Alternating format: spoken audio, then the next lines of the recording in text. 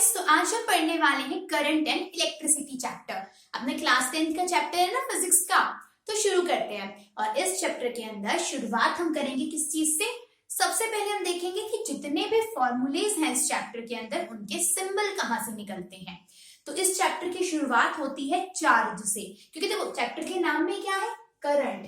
Current लिखा हुआ है ना। अब करंट क्या होता है? नॉर्मली तो हमने सुना हुआ है भाई, हमारे घरों के अंदर जितनी भी इलेक्ट्रिसिटी आती है करंट ही तो बोलते हैं भाई। अगर किसी के अंदर करंट आ रहा है, मतलब हमारे घरों के अंदर अगर बिजली बोलते हैं कॉमन लैंग्वेज के अंदर बिजली की सप्लाई आ रही है, तो यानी करंट आ रहा है।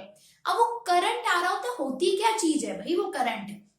तो देखो हम लोगों को ये पढ़ा है ना 9th क्लास के अंदर हमने कि इलेक्ट्रॉन्स होते हैं, ठीक है, इलेक्ट्रॉन्स पढ़े हैं। तो जब बहुत सारे इलेक्ट्रॉन्स एक लाइन के अंदर चलते हैं तो वो क्या प्रोड्यूस करते हैं? करंट प्रोड्यूस करते हैं, ठीक है। यानी जब बहुत सारे इलेक्ट्रॉन्स एक लाइन के अंदर चल रही होती है तो क्या चल रहा होता है उस वायर के अंदर? करंट। ऐसे समझ सकते हैं हम। मान लिया कि मेरे पास में ना ये कोई वायर है, छुटकू सी वायर है, ठीक है।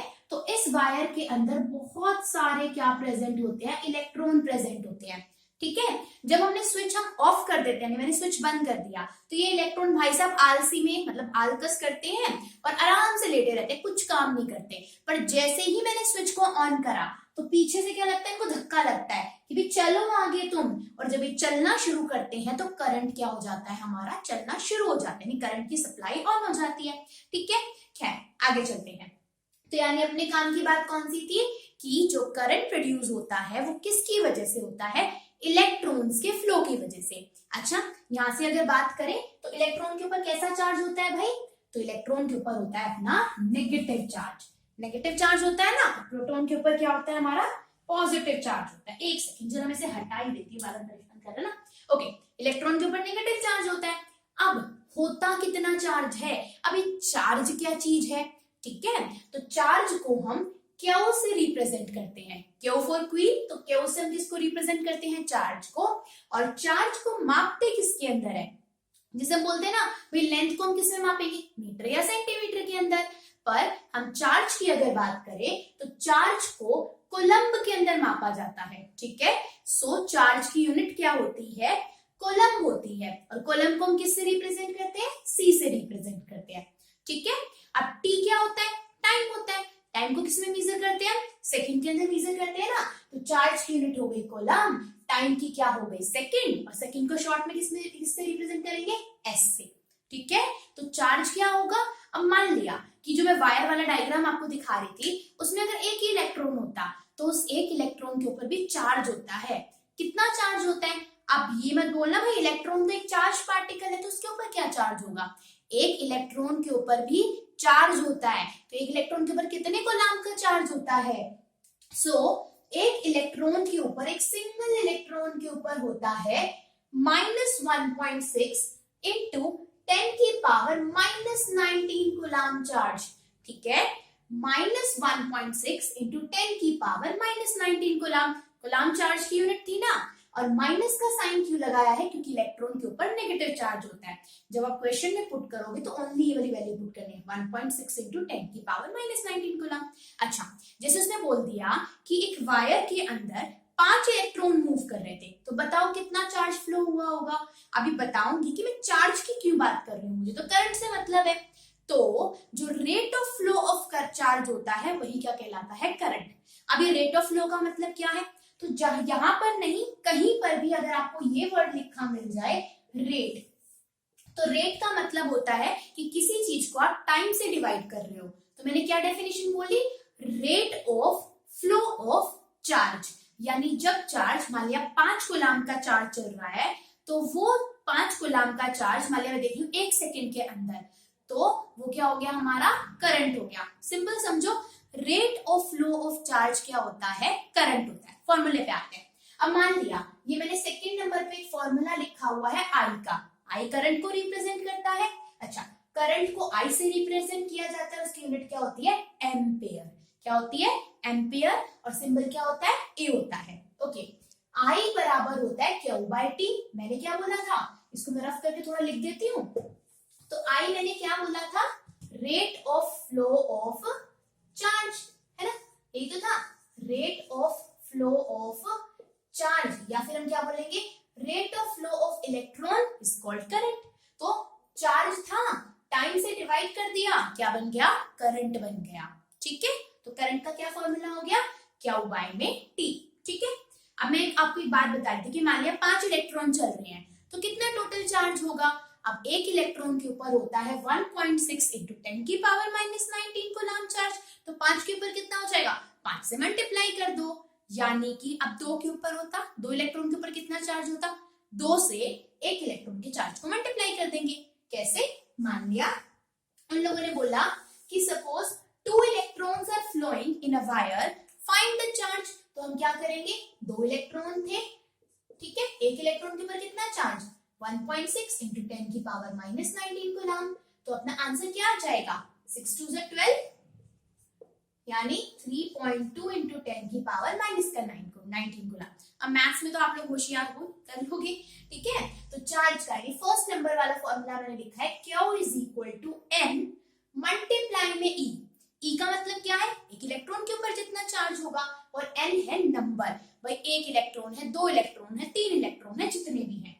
यहाँ तक की बात क्लियर हो गई ना। अच्छा, तो करंट देख लिया, चार्ज देख लिया। अब उसके बाद में क्या आता है, ओहम्स लॉ। यहाँ तक हमें पता चल गया ना, ओहम्स लॉ क्या कहता है। तो अब हमने किस किस के बारे में बात कर ली, क्यू के बारे में पता करा, चार्ज यानी टाइम देखा, करंट देखा। अब एक भाई साहब और आते हैं, एक क्या, 2 आएंगे, 2 के भी 3 आएंगे, कौन कौन से। अब हमें बात करनी है, मैं ऊपर रफ कर दूं, अगर एक आएगा V। V क्या होता है, V होती है वोल्टेज, और जिसका ही दूसरा नाम और क्या होता है, पोटेंशियल डिफरेंस। ठीक है ना, क्या होगा हमारा दूसरा नाम, पोटेंशियल डिफरेंस होगा। अच्छा जी, और R क्या है, अब ये R होता है रेजिस्टेंस। ठीक है, तो 3 टर्म आई, V हो गया वोल्टेज, I करंट हमें पता ही है, R क्या होता है, रेजिस्टेंस होता है। ठीक है, R क्या होता है, रेजिस्टेंस। अब V क्या हो गया, वोल्टेज। हम बोलते हैं ना भाई, एसी अगर हम चला रहे होते हैं तो हम देखते हैं भाई एसी के अंदर कभी वोल्टेज ऊपर हो रही है, कभी नीचे हो रही है, तो वो क्या होती है, वोल्टेज ही होती है। और अगर घर में पूछ ले कि हमारे घरों के अंदर कितनी वोल्टेज की वोल्ट की इलेक्ट्रिक सप्लाई आती है, तो वो आती है 220 वोल्ट की।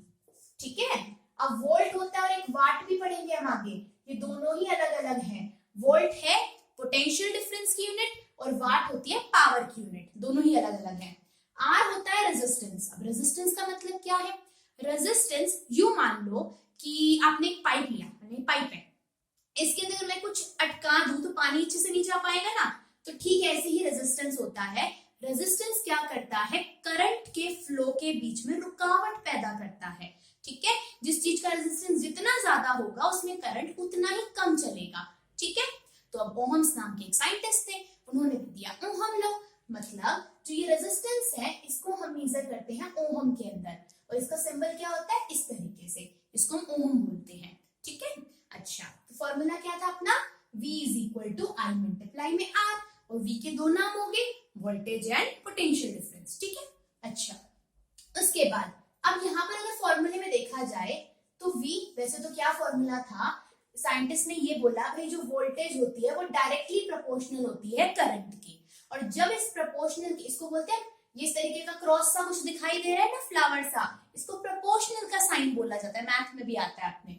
तो जब इसको हम हटाते हैं तो एक कांस्टेंट आता था जिसका नाम होता था R, यानी इसको रेजिस्टेंस बोला जाता था। यहीं से अपना ओहम्स लॉ निकल कर आता है।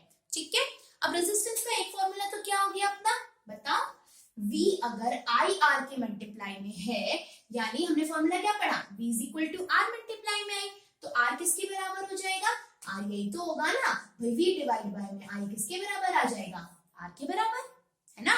अच्छा, अब हमें ये तो पता है भाई रेजिस्टेंस की यूनिट ओहम होती है, दूसरी यूनिट क्या होगी रेजिस्टेंस की, ध्यान से समझेंगे। रेजिस्टेंस के दो फॉर्मूले करने हैं हमें इस चैप्टर के अंदर, एक तो होगा रेजिस्टेंस होगा वोल्टेज डिवाइड बाय में करंट के बराबर, नॉर्मल रेजिस्टेंस की यूनिट क्या थी, ओहम। दूसरी निकालनी चाहे तो वोल्टेज की क्या होती है, वोल्ट होती है, और करंट की क्या होती है, एम्पियर होती है। तो यानी किसकी यूनिट क्या हो सकती है, वोल्ट बाय में एम्पियर भी। ठीक है, सिंबल की फॉर्म में लिखें तो V, और एम्पियर के लिए क्या लिखते हैं, A, तो फॉर्मूला क्या हो जाएगा, VA इनवर्स, या फिर इनवर्स नहीं बोलते, ये जब A ऊपर जाते तो इसकी पावर -1 में हो जाती है, या फिर हम V और A ऐसे लिख सकते हैं, है ना। पर ये यूनिट इतनी नहीं पूछी जाती।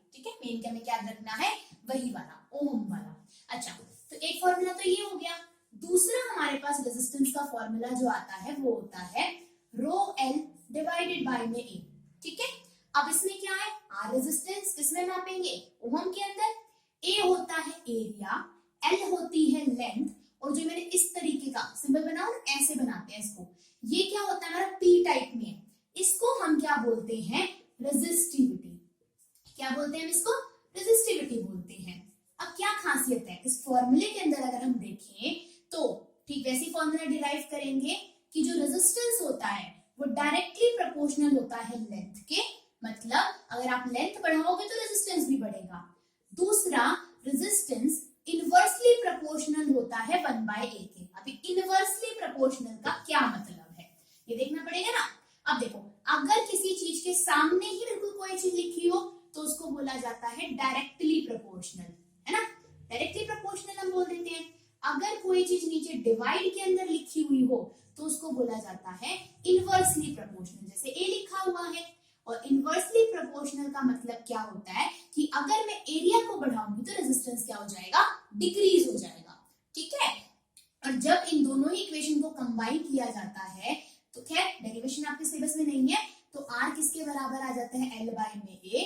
और जब जैसे वहां पे मैंने प्रोपोर्शनल के साइन को हटाया था तो आर आया था ना, यहाँ पे क्या आ जाता है, रो आ जाता है। ये फॉर्मूला हो जाता है। ठीक है, अगर ये वाली पॉइंट समझ में आ गया तो ठीक है, ये अपने डायरेक्ट न्यूमेरिकल है। बट हाँ, ये दोनों पॉइंट हमें याद रखने पड़ेंगे, क्योंकि रेजिस्टेंस के न्यूमेरिकल आते हैं कि अगर आप लेंथ को डबल कर दोगे, हाफ कर दोगे तो नया रेजिस्टेंस क्या होगा, एरिया को डबल हाफ कर दोगे तो नया रेजिस्टेंस क्या होगा, एरिया और लेंथ दोनों को चेंज करोगे तो क्या नया रेजिस्टेंस होगा। करेंगे हम वैसे वाले क्वेश्चंस भी। अच्छा, अब यहां से क्वेश्चन आता है कि इस रेजिस्टिविटी की यूनिट निकाल कर बताओ, तो हम कैसे निकालेंगे। देखो, R बराबर था रो एल बाय में A के बराबर। अगर मैं इस A को उधर ले जाऊं, A को डिवाइड में ले आऊं तो बच गया अपना रो। अब देखो, रेजिस्टेंस की यूनिट ओहम, एरिया की क्या होती है, मीटर स्क्वायर। अब आप बोलोगे सेंटीमीटर क्यों नहीं लिखा, क्योंकि हमारी कुछ SI यूनिट होती है। SI यूनिट आपको एनसीईआरटी में लिखा हुआ मिलेगा। SI यूनिट का मतलब क्या होता है, स्टैंडर्ड, S का मतलब, I का मतलब इंटरनेशनल यूनिट। यानी अगर पूरे वर्ल्ड के अंदर कहीं पे भी इनको मापा जाएगा तो स्टैंडर्ड यूनिट में मापा जाता है भाई, ताकि भाई कंफ्यूजन ना हो, भाई कोई सेंटीमीटर में आंसर निकाल के देगा, कोई किलोमीटर में, कोई मीटर में, तो गड़बड़ हो जाएगी ना, इसलिए स्टैंडर्ड में निकाला जाता है। ओके, लेंथ को भी मीटर के अंदर मापेंगे तो 1 मीटर से 1 मीटर तो कट गया, तो इसका यूनिट क्या हो जाएगी, R और M, ये हो जाएगा ओहम मीटर हो जाएगी। ठीक है, अच्छा, दूसरा मेन पॉइंट क्या होता है, जो रेजिस्टिविटी होती है ना, रेजिस्टिविटी के फॉर्मूले में भी अगर हम देखें तो एरिया भी है, लेंथ भी है, पर रेजिस्टिविटी ना एरिया पे डिपेंड करती ना लेंथ पे करती। यानी वायर मोटी है या पतली, लंबी है या छोटी, कोई फर्क नहीं पड़ता, रेजिस्टिविटी इनके ऊपर डिपेंड नहीं करती है, पर रेजिस्टेंस करता है। ओके, सो रेजिस्टिविटी किसके ऊपर डिपेंड करेगी, नेचर ऑफ मटेरियल के ऊपर। भाई आपने एक सोने की गोल्ड की वायर ली, एक सिल्वर की ली, एक कॉपर की ली, तो हर एक की रेजिस्टिविटी क्या होगी, अलग अलग होगी, क्योंकि नेचर अलग अलग हो गया। अब कॉपर तो गोल्ड से अलग है ना, और गोल्ड सिल्वर से अलग है, तो उनकी किसके ऊपर डिपेंड करेगा, नेचर ऑफ मटेरियल के ऊपर। ठीक है, अच्छा जी, यानी तुम क्वेश्चन में ऐसे दे दे कि 2 गोल्ड की वायर है, एक 2 मीटर लंबी है, एक 4 मीटर लंबी है, रेजिस्टिविटी दोनों की कितनी होगी, अरे भैया सेम ही होगी, क्योंकि मटेरियल तो सेम है ना, दोनों ही गोल्ड की वायर है, तो रेजिस्टिविटी चेंज नहीं होगी। ठीक है, अगर ऐसे क्वेश्चन दे दे, एक 4 मीटर की वायर है, दूसरी भी 4 मीटर की वायर है, पर पहली गोल्ड की है, दूसरी सिल्वर की है, बताओ रेजिस्टिविटी क्या होगी, सेम आएगी, चेंज हो जाएगी, क्योंकि एक गोल्ड की है और एक सिल्वर की है। अगर मटेरियल यानी मेटल सेम रहता है तो रेजिस्टिविटी भी सेम, मेटल चेंज कर देंगे तो रेजिस्टिविटी भी चेंज। ठीक है, ये अपना हो गया यहाँ पर। उसके बाद में कुछ सिंबल्स दे रखे हैं हमें कि भाई अगर हम कोई भी सर्किट डायग्राम बनाते हैं, सर्किट क्या होता है, सर्किट क्या होता है, अब मान लिया हम अपने घर के अंदर मैंने एक बल्ब लगाना चाहते हैं, तो बल्ब के साथ में स्विच भी लगा हुआ होगा, मीटर से घर का जो मीटर बॉक्स होगा वहां से वायर भी आ रही होगी हमारे घर तक, यानी पूरा का पूरा सर्किट हमें कंप्लीट करना पड़ता है ना, मतलब उस पूरे को सर्किट बोलते हैं। मीटर से हमारे रूम तक वायर आई, फिर हमने एक बल्ब लगाया, एक स्विच लगाया, फिर उस बटन को हमने ऑन करा, तो ये पूरा का पूरा एक सर्किट ही है। ठीक है, अगर हम इसके अंदर अगर आगे हम देखेंगे तो कैसे होगा, मान लिया मैं अपने घर का ही लेकर देखती हूँ, मान लिया मेरा रूम था, यहाँ पे मैंने एक बल्ब लगा दिया, ये बल्ब का सिंबल होता है। ठीक है, किसका सिंबल है, ये बल्ब का। और जो मैं इस तरीके से लाइंस दिखा रही हूँ ना, ये लाइंस असल में क्या होती है, वायर्स होती है, ये वायर्स है, ठीक है। अब बीच में इस तरीके का जिगजैग मेरा कुछ लगाने का मन करा, तो ये जिगजैग क्या होता है, रेजिस्टेंस होता है। जिगजैग क्या होता है, रेजिस्टेंस होता है। अब यहाँ पर मैंने एक बड़ा डंडा लगाया, एक छोटा लगाया, यानी एक बड़ी लाइन लगाई, एक छोटी लाइन लगाई, तो ये किसको रिप्रेजेंट कर रही है, सेल को। हम लगाते हैं ना रिमोट के अंदर, सेल लगाते हैं रिमोट के अंदर, या कोई टॉय है उसके अंदर भी लगाते हैं सेल्स, तो वो क्या होता है, अब उसको हम पूरा डायग्राम नहीं बनाएंगे, उसके कुछ शॉर्ट शॉर्ट सिंबल होते हैं, जैसे ये होता है सेल का सिंबल, ये रेजिस्टेंस का, ये वायर का, ये बल्ब का, ठीक है। अच्छा ठीक है, अब देखो सेल के अंदर जो बड़े वाली लाइन है ना, ये तो रिप्रेजेंट करती है पॉजिटिव टर्मिनल को। जब हम रिमोट के अंदर सेल लगाते हैं तो पॉजिटिव नेगेटिव देखते हैं ना, तो ये पॉजिटिव टर्मिनल को रिप्रेजेंट करती है। छोटी वाली लाइन किसको रिप्रेजेंट करती है, नेगेटिव टर्मिनल को, यानी ये पॉजिटिव टर्मिनल, ये नेगेटिव टर्मिनल है, ठीक है। और सेल को हमेशा कैसे जोड़ते हैं, पॉजिटिव नेगेटिव, फिर इस नेगेटिव से दूसरा पॉजिटिव जुड़ा होगा, फिर नेगेटिव, फिर पॉजिटिव, फिर नेगेटिव, तो यानी हमेशा पॉजिटिव नेगेटिव जोड़ा जाता है, नेगेटिव नेगेटिव नहीं जोड़ते। कई बार हम उल्टे सेल लगाते तो रिमोट काम नहीं करता ना, क्योंकि वो सेल अलग लग जाते हैं, हमेशा पॉजिटिव को नेगेटिव से जोड़ना होता है, ठीक है। अच्छा, हमारे घरों के अंदर भी अगर हमने सब कुछ सही लगाया तो बल्ब क्यों नहीं जल रहा है यार, क्योंकि हमने वहां पे वायर्स को गलत कनेक्ट कर दिया है, ठीक है। मतलब नेगेटिव वाले को नेगेटिव से जोड़ दिया और पॉजिटिव वाले को पॉजिटिव से, तो सेल कैसे काम करेगा, नहीं करेगा ना, मतलब हमारा बल्ब नहीं जलेगा, ठीक है। अच्छा, इसके अंदर कुछ और सिंबल और लगा लें थोड़े से, ठीक है। ये हो गया अपना, अब मैं एक डायग्राम और बनाकर दिखाती हूँ, कुछ नाम तो हमें पता चल गए। अब देखो हमने दो बात करी थी, हमने एक तो करंट के बारे में बात करा था, जिसको हम आई से रिप्रेजेंट करते हैं, एक हमने वोल्टेज के बारे में रिप्रेजेंट किया था, जिसको वी से रिप्रेजेंट करते हैं। अब करंट को मापेंगे कैसे, ठीक है। तो कई बार आपने किसी इलेक्ट्रिशियन की शॉप पे गए होंगे, अगर कोई टीवी वगैरह खराब हो गया है, तो वो एक मीटर सा ऐसा कुछ बॉक्स होता है उनके पास में, उसको लगाकर देखते हैं कि भाई करंट सर्किट ठीक है या नहीं है, भाई कहीं पे गड़बड़ तो नहीं, कोई तार वगैरह तो खराब नहीं हुई, तो किससे चेक करते हैं, तो करंट को मेजर किया जाता है एक इंस्ट्रूमेंट से, जिसको एमीटर बोलते हैं, ठीक है। ऐसा ही बॉक्स होता है। और वोल्टेज को मेजर किया जाता है वोल्ट मीटर से, ठीक है। करंट का एमीटर, वोल्टेज का वोल्ट मीटर, वी है ये तो, और यहाँ पे एबीसीडी से याद कर लो, एमीटर और करंट, ए के बाद में सी आता है।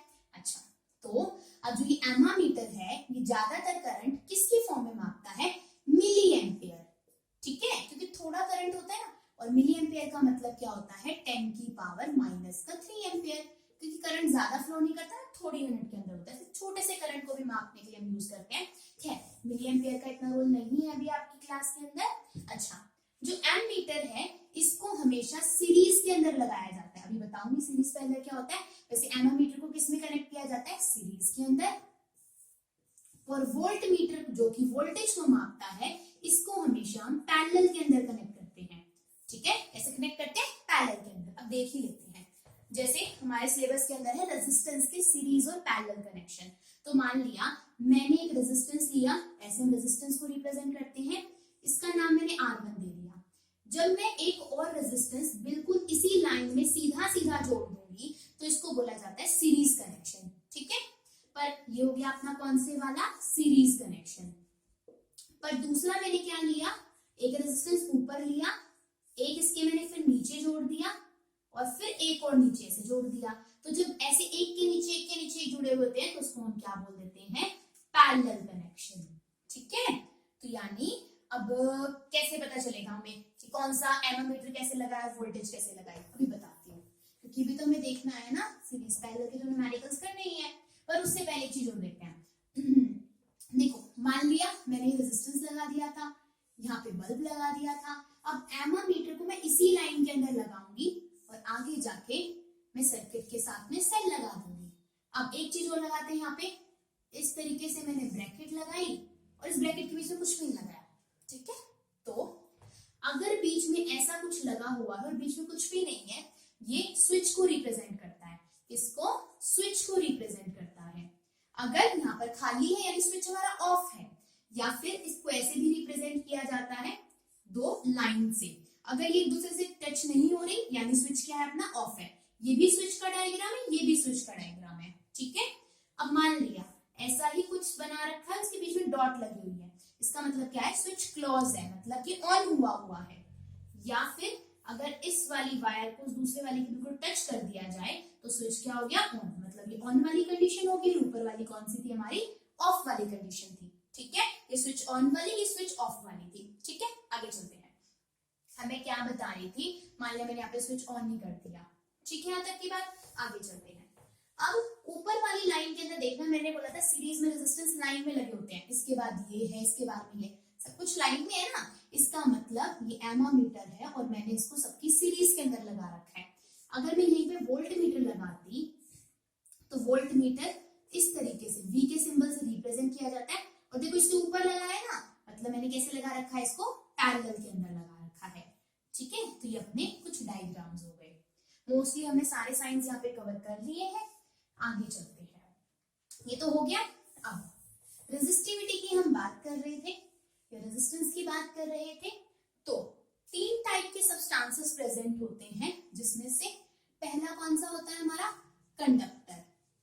कंडक्टर क्या होता है, कंडक्टर वो सब्सटेंस होता है जो इलेक्ट्रिसिटी को क्या करता है, अपने अंदर से पास करने देता है। जो इलेक्ट्रिसिटी को अलो करे अपने अंदर से पास करने के लिए, उसको हम क्या बोल देते हैं, कंडक्टर।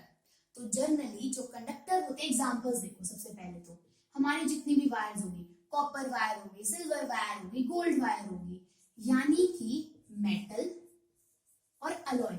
मेटल सारे के सारे क्या होते हैं, कंडक्टर होते हैं, क्योंकि इलेक्ट्रिसिटी को कंडक्ट करते हैं। अब ये अलॉय भाई साहब कौन है, तो हमने 9th में पढ़ा था, नहीं पढ़ा तो भी पढ़ लेंगे। अलॉय होता है मिक्सचर ऑफ मेटल्स। अब मैंने थोड़ा सा गोल्ड ले लिया, थोड़ा सा सिल्वर ले लिया, थोड़ा सा कॉपर ले लिया, सबको पिघलाकर मिला दिया, तो वो क्या बन जाता है, अलॉय। तो मेटल हो या अलॉय हो, ये क्या होते हैं, कंडक्टर होते हैं, मतलब इलेक्ट्रिसिटी को पास करने देते हैं। अब जनरली जो कंडक्टर होते हैं, इनकी रेजिस्टिविटी क्या होती है, कम होती है। रेजिस्टिविटी क्या होती है, लो होती है, क्योंकि जैसे रेजिस्टेंस करंट के फ्लो को रोकता है, तो जिस सब्सटेंस की रेजिस्टिविटी ज्यादा होती है वो करंट को अपने अंदर से पास करने नहीं देता। जिस सर्किट के अंदर रेजिस्टेंस ज्यादा होगा वो करंट को उतना ही कम पास करने देगा। ठीक है, तो रेजिस्टिविटी और रेजिस्टेंस का ज्यादा होना क्या करता है, करंट को कम कर देता है। ठीक है, क्योंकि हमने फॉर्मूला भी देखा था ना, रेजिस्टेंस था V/I, यानी रेजिस्टेंस और करंट तो इनवर्सली प्रोपोर्शनल है, क्रॉस में है ना, ये बढ़ेगा तो ये घटेगा, ये घटेगा तो ये वाला बढ़ेगा, है ना। अच्छा, उसके बाद अगर हम बात करें भाई सबसे अच्छा कंडक्टर कौन सा है इलेक्ट्रिसिटी का, हमें तो इलेक्ट्रिसिटी सप्लाई करानी है, तो सिल्वर को माना जाता है गुड कंडक्टर ऑफ इलेक्ट्रिसिटी या फिर बेस्ट कंडक्टर ऑफ इलेक्ट्रिसिटी। ठीक है, पर अब घरों में हम सिल्वर की वायर तो नहीं लगवा सकते ना यार, बहुत कॉस्टली पड़ जाएगा। ठीक है, वैसे तो बेस्ट कंडक्टर कौन है, सिल्वर, पर इसके साथ साथ में जो कॉपर होता है वो भी क्या है, आपका एक अच्छा कंडक्टर है, किसका, इलेक्ट्रिसिटी का। तो हमारे घरों के अंदर ज्यादातर क्या मिलती है, कॉपर की वायर मिलती है ना, तो ये हमारे हो गए। अच्छा, अब यहीं पर ही मैं इंसुलेटर की बात करूं तो इंसुलेटर लो इलेक्ट्रिक रेजिस्टेंस। इंसुलेटर वो सब्सटेंस होते हैं जिनकी हाई इलेक्ट्रिक रेजिस्टेंस, ज्यादा रेजिस्टेंस, ज्यादा रेजिस्टिविटी, करंट को नहीं जाने देंगे, करंट ही नहीं जाएगा, पास ही नहीं करेगा, तो वो कहलाएंगे इंसुलेटर। इंसुलेटर क्या होते हैं, जो अपने अंदर से इलेक्ट्रिसिटी को पास नहीं करने देते। कैसे, अब अगर घर में हमें कोई भी इलेक्ट्रिसिटी का काम करवाना है तो हम क्या करते हैं, वहां पर जो काम करने के लिए आते हैं इलेक्ट्रिशियन, वो क्या करते हैं, रबर के ग्लव्स पहन लेते हैं ताकि उनको शॉक ना लगे। इसका मतलब क्या है कि जो रबर है वो बैड कंडक्टर है इलेक्ट्रिसिटी का। रबर कैसा है, बैड कंडक्टर ऑफ इलेक्ट्रिसिटी, क्योंकि इलेक्ट्रिसिटी को तो पास नहीं करने देगा, तो ये क्या बन गया, इंसुलेटर। साथ में ही जो वूल होती है, यानी जब हम सर्दियों में सर्दियों के कपड़े पहनते हैं वूल के, तो वूल भी क्या होती है, बैड कंडक्टर होती है, पर इलेक्ट्रिसिटी का नहीं, हीट का, क्योंकि हमारी बॉडी की जो गर्मी होती है उसको बाहर नहीं जाने देती ना। तो इलेक्ट्रिसिटी का बैड कंडक्टर कौन है, रबर, और हीट का पूछ ले तो वूल। ठीक है, बाकी वूल का कोई लॉजिक नहीं है यहाँ पर वूल भी हीट को पास करने नहीं देता। हम बात करें इलेक्ट्रिसिटी की, तो अपना आंसर क्या हो जाएगा, रबर। रबर इलेक्ट्रिसिटी को अपने अंदर से पास नहीं करने देता। एक टर्म और आती है कई बार, semiconductor. Semiconductor, semi का मतलब होता है आधा, तो सेमी कंडक्टर वो सब्सटेंस होते हैं जिनका रेजिस्टेंस या जिनकी रेजिस्टिविटी क्या होती है, कंडक्टर से तो ज्यादा और इंसुलेटर से कम, तो बीच के होते हैं, ज्यादा करंट को पास भी नहीं करने देते और बिल्कुल ब्लॉक भी नहीं करते। ठीक है, क्योंकि सेमीकंडक्टर की रेजिस्टिविटी, यानी मैं सिंबल बना दूं, रेजिस्टिविटी या फिर जो रेजिस्टेंस होता है वो कंडक्टर से तो क्या होता है, हाई, से क्या होता है, लो होता है। यहाँ तक की बात समझ में आ गई ना अपनी? तो यही पॉइंट्स दे रखे थे आपने, जो मैंने यहाँ पे लिखा हुआ था। अब इसके अलावा कई बार क्वेश्चन आता है एक फ्यूज से रिलेटेड, एक जो हमारे घर के अंदर इलेक्ट्रिक अप्लायंस होते हैं, जैसे कि टोस्टर हो गया, हीटर हो गया, गीजर हो गया, उनके अंदर क्या लगा होता है कि हम थोड़ी सी जल्दी हम उसको, थोड़ी सी जल्दी का मतलब क्या है कि हमने स्विच ऑन करा और वो तभी थोड़ी देर में गर्म हो जाते हैं। ठीक है, तो ज्यादातर जो हमारे इलेक्ट्रिक टोस्टर हो गए, ठीक है, गीजर हो गया हमारा, और क्या क्या होता है हमारे पास में बताओ, हमारी आयरन हो गई, ठीक है, इन सब के अंदर कौन सा मेटल लगा हुआ होता है, तो इनके अंदर नाइक्रोम की वायर होती है। किसकी? नाइक्रोम की वायर। नाइक्रोम भी भैया एक मेटल ही है हमारे पास में, ठीक है, तो इसके अंदर किसकी वायर लगी हुई होती है? नाइक्रोम की वायर लगी हुई होती है। अब नाइक्रोम इलेक्ट्रिसिटी को तो कंडक्ट करने देता है अपने अंदर से, पर इसकी रेजिस्टिविटी, इसकी क्या है, रेजिस्टिविटी क्या है, ज्यादा है as comparison to gold, silver या कॉपर, जिनकी हम वायर्स नॉर्मली घरों में यूज करते हैं। तो इसकी रेजिस्टिविटी ज्यादा होने की वजह से नाइक्रोम क्या होता है, जिस भी चीज की रेजिस्टिविटी ज्यादा होती है ना, वो गर्म भी जल्दी होती है, यानी हीट जल्दी होती है।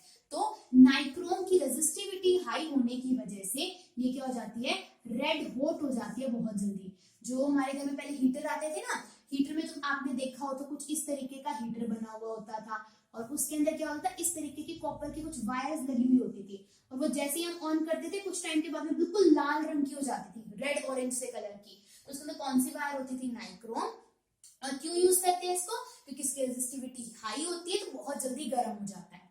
दूसरा रीजन क्या होता है कि जो नाइक्रोम है हमारा, ये क्या करता है, अगर हम इसके अंदर बात करें तो इसका मेन पॉइंट एक और आता है कि नाइक्रोम इजीली ऑक्सीडाइज नहीं होता।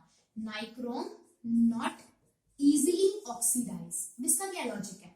नॉट इजीली ऑक्सीडाइज, ठीक है, या फिर हम क्या लिखेंगे, it does not undergo oxidation, it does not undergo oxidation.